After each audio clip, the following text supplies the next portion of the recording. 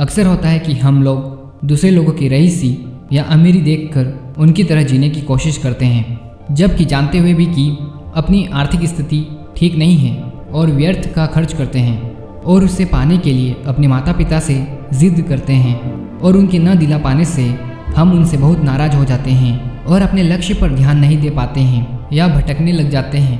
मैं आपको बताने जा रहा हूँ ऐसी कहानी जिसे आप समझ गए तो फिर कभी आप अपने माता पिता का समय और पैसा बर्बाद नहीं करोगे और अपने लक्ष्य को हासिल करने में अपनी पूरी ताकत झोंक दोगे। एक दिन एक पुत्र अपने घर से बड़े ही गुस्से में चला आया और उसे इतना गुस्सा था कि वह गलती से अपने पापा के ही जूते पहन के निकल गया और कहने लगा, आज बस घर छोड़ दूंगा और तभी लौटूंगा जब बहुत बड़ा आदमी बन जाऊंगा।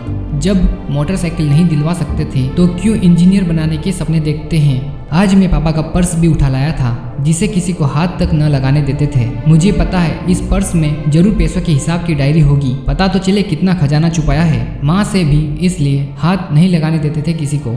जैसे ही मैं कच्चे रास्ते से सड़क पर आया मुझे लगा जूते में कुछ चुभ रहा है। मैंने जूता निकाल कर देखा, मेरी एड़ी से थोड़ा सा खून रिस आया था। जूते की कोई कील निकली हुई थी।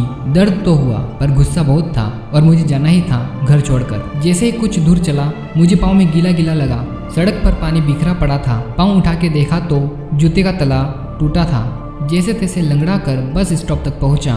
पता चला 1 घंटे तक कोई बस नहीं थी। मैंने सोचा क्यों न पर्स की तलाशी ली जाए। मैंने पर्स खोला, एक पर्ची दिखाई दी। लिखा था लैपटॉप के लिए 50,000 रुपये उधार लिए हुए हैं, पर लैपटॉप तो घर में मेरे पास है। फिर दूसरा एक मुड़ा हुआ पन्ना देखा, उसमें उनके ऑफिस की किसी हॉबी डे का लिखा था। उन्होंने हॉबी लिखी अच्छे जूते पहनना। मैंने मन ही मन सोचा, ओह अच्छे जूते पहनना, पर उनके जूते तो पुराने और फटे हुए थे।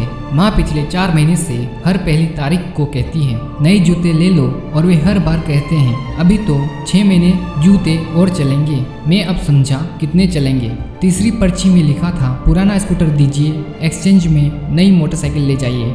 इसे पढ़ते ही दिमाग घूम गया और तुरंत मैं घर की ओर भागा। अब पाँवों में वो कील नहीं चुभ रही थी। मैं घर पहुंचा, न पापा थे न स्कूटर। मैं समझ गया कहाँ गए होंगे।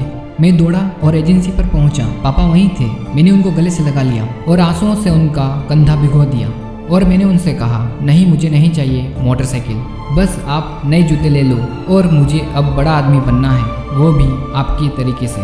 दोस्तों, हम सभी को पता है कि माता पिता आपके लक्ष्य को हासिल करने में, आने वाली ज़रूरतों को पूरा करने में कोई कसर नहीं छोड़ते हैं, चाहे उनकी स्थिति कैसी भी हो। इसलिए आपका भी फर्ज है कि आप कड़ी मेहनत करें, सफलता हासिल करें और अपने माता पिता का नाम रोशन करें। अंतिम में बस इतना ही कहना चाहूँगा कि माँ एक ऐसी बैंक है जहाँ आप हर भावना और दुख जमा कर सकते हैं और पापा एक ऐसे क्रेडिट कार्ड हैं जिनके पास अगर बैलेंस ना हो तब भी हमारे सपने पूरे करने की कोशिश करते हैं। इसी के साथ इस वीडियो का समाप्त करता हूँ। जय हिंद, जय भारत।